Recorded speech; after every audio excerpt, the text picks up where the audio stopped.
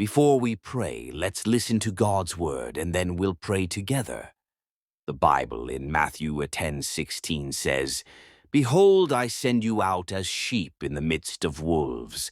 Therefore, be wise as serpents and harmless as doves." Those words from Jesus are not meant to frighten us, they prepare us. He taught us to hold discernment and compassion together. We are called to be alert to deception and gentle in our responses.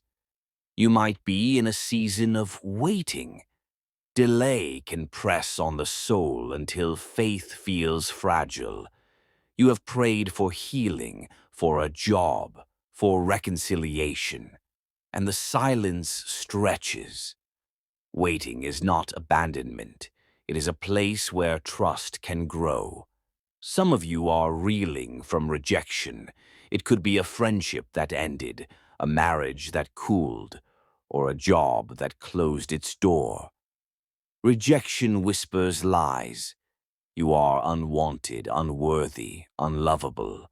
God's voice says the opposite. He calls you chosen, seen, and embraced.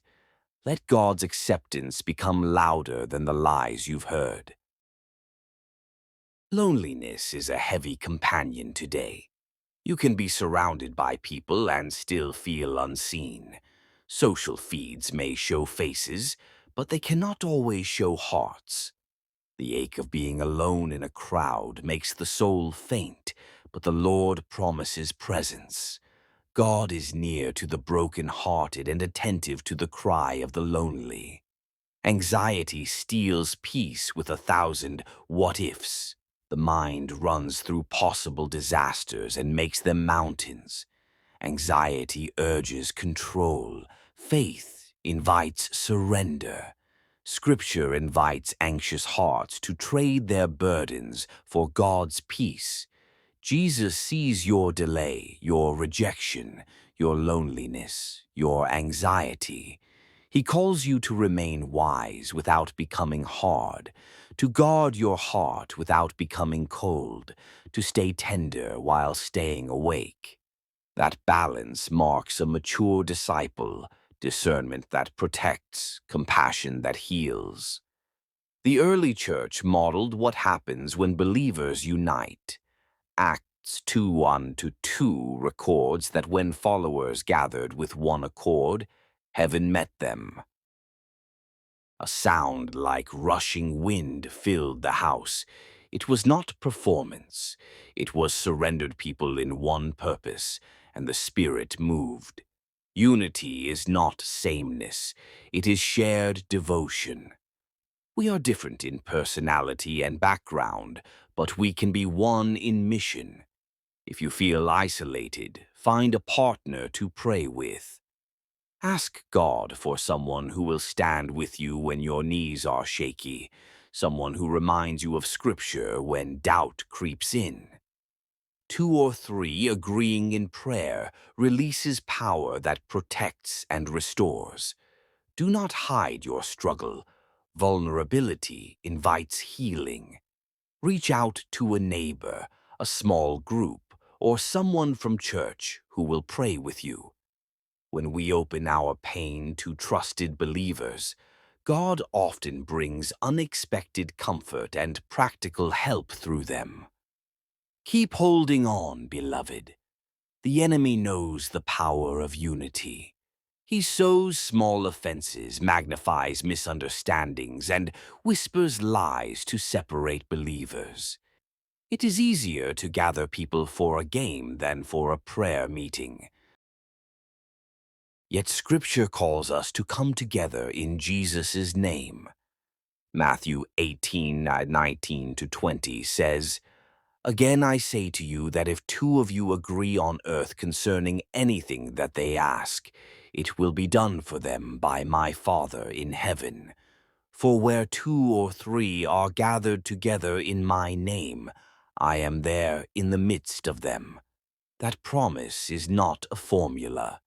It is an invitation to align our hearts with heaven. Let me share a testimony that shows why this matters. A young single mother named Mia from Jacksonville reached out last year. Her hours were cut, rent was due, and her little boy had a cough that kept them awake. One midnight, exhausted and afraid, she clicked on God's Message podcast. She listened to a prayer about endurance and God's timing. For the first time in weeks, she felt a measure of peace, so much so that she prayed aloud for the first time in months. She left a short comment on the video asking for prayer. A volunteer saw her note and reached out through a church connection, bringing groceries and information. Weeks later, her situation stabilized. Stories like Mia's are real, ordinary, and powerful because they show how prayer and practical compassion work together. God's Message podcast is not about polished content.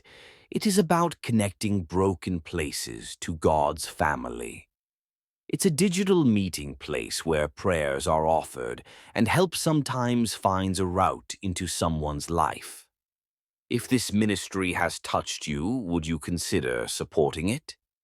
Your gift helps with captioning, hosting, outreach to vulnerable viewers, and producing prayer content that reaches a hurting person at 2 in the morning. Giving is not about pressure, it is about partnership.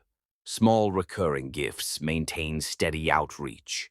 One-time gifts support special campaigns to reach specific communities in need. Please pray about it and give as the Lord leads. If you cannot give financially, share a message, leave an encouraging comment, or tell a friend about the podcast. Every act of faithfulness keeps service alive. Thank you for standing with us in prayer and provision. Together, we are building an attentive, caring community online that points people back to Jesus in the moments that matter most. God's Message Podcast. Heavenly Father, we come with humble hearts, aware of our weakness and grateful for your strength. We lift up those who are exhausted from waiting. Father, you know the depth of their longing. You know the names they whisper at night. Fill them with hope. Teach them that delay in your hands is not denial, but a place where you shape endurance. Let perseverance produce character and quiet confidence that rests in your timing. We lift up those who bear rejection wounds. You saw how they were turned away, how doors closed, how friends distanced themselves. Father, speak to their inward places. Remind them they are chosen and beloved. Pour healing into their memory of hurt. Replace the enemy's accusations with your affirmation. Where offense lingers, grant the courage to forgive. Let churches become safe places where grace is practiced and truth is spoken in love. Let families be sanctuaries of kindness and patience. Teach us to value relationship above being right and to seek restoration more than vindication. Lord, bless those who serve in ministries like this one. Strengthen the voices that call people to prayer. Provide resources to reach those who need middle-of-the-night encouragement. Multiply the volunteers and partners who carry this work. Bless the listeners who reach out in need, and bless the ones who give generously so ministry can continue. Bring healing where grief has fractured heartstrings. Restore jobs where loss has left emptiness. Mend marriages where distance has grown. Rescue those tempted to despair and restore their hope. We ask for courage to live vulnerably, to ask for prayer, to stand together when trials come. Teach us to bear one another's burdens and to rejoice with those who rejoice. We commit to pray daily for each listener, and to serve. We trust you, Father. You are our refuge and strength, our ever-present help in trouble. We believe you hear us. We thank you for the work you are doing in hidden places. Guard us, bless us, and walk with us until joy returns and hope is renewed. In the name of Jesus, Amen. Beloved, hold this in your heart. You are seen, you are known. Whatever delay you face, God is still working. Whatever rejection has cut you, God still calls you His own. Whatever loneliness presses in, the Spirit is near. Whatever anxiety consumes your thoughts, Jesus offers peace that steadies the soul. Remember God's stories of restoration. He raised Lazarus. He restored Job. He turned exile into a promise. These are not mere stories. They are patterns of a God who brings life out of death, purpose out of pain, and meaning out of loss. When the night feels endless, remember the dawn. When your faith feels threadbare, remember God's faithfulness across generations. God is at work in the little things and the large. A phone call that comes at just the right moment, a neighbor who brings a casserole, a job lead that appears after weeks of silence. These are often the small movements of God that lead to greater change. You are invited into community. Don't isolate your pain. Share it with people who pray. Let others bear the weight with you. We become stronger when we stand shoulder to shoulder, lifting the same prayers, speaking the same truths, and expecting God to respond. Take practical steps today. Reach out to a trusted friend and ask for prayer, join a small group, or leave a comment on a message that moved you. If you are struggling financially, seek local resources and ask your prayer community for leads. If anxiety is overwhelming, speak to a counselor and ask for spiritual support. Faith often meets action. God provides through people and resources He puts in our path. And remember, hope is not wishful thinking.